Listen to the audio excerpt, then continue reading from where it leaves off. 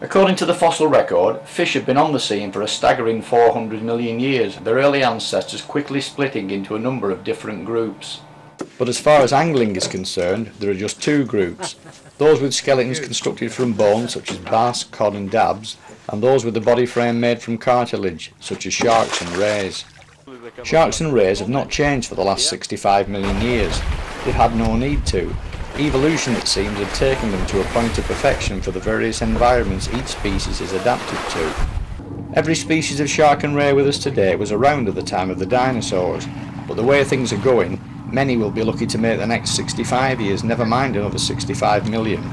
Some species are now quite literally at the brink of extinction, a fact not helped by the way their breeding biology has evolved. Unlike bony fish, which can lay thousands, even millions of eggs, most of which fail to produce adult fish, sharks and rays produce very small numbers of well-developed offspring with high survival rates. The two sexes are also physically different. It's a male fish, you can tell by the claspers here. Female just looks like that.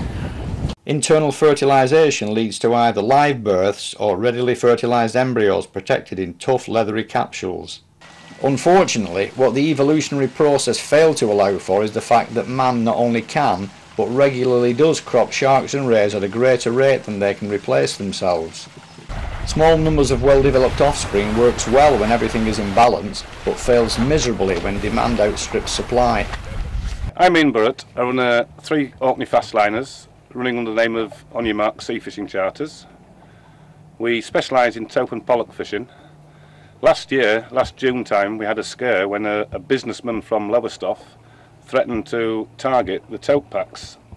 At the moment, the taupe have no commercial value, but they're slowly increasing in value, and it found a market for the fins in Asia. When I first started fishing around here, we had a species called a spur dog. There were packs 5 miles across, and there were pest value. The commercial longliners started fishing for them. In 5 years, the packs just disappeared. We haven't had one in 10 years. And I fear that if this guy is allowed to continue, then he'll wipe the taupe packs out in just the same way.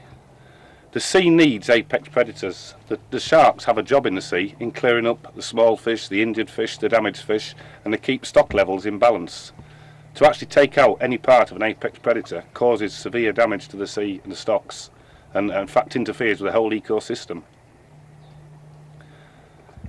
As a result of talks on the internet forum, the group of us were moaning and saying we're going to have to do something.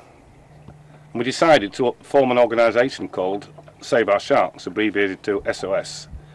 The initial aim of the SOS is to have all taupe stocks designated as recreational species only. This means it will be illegal for commercial people to kill them.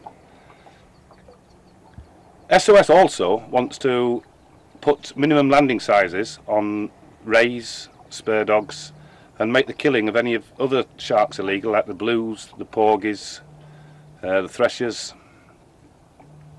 Sharks are endangered throughout the world, and if something isn't done, then they'll slowly just disappear, and SOS aims to make sure this can't happen.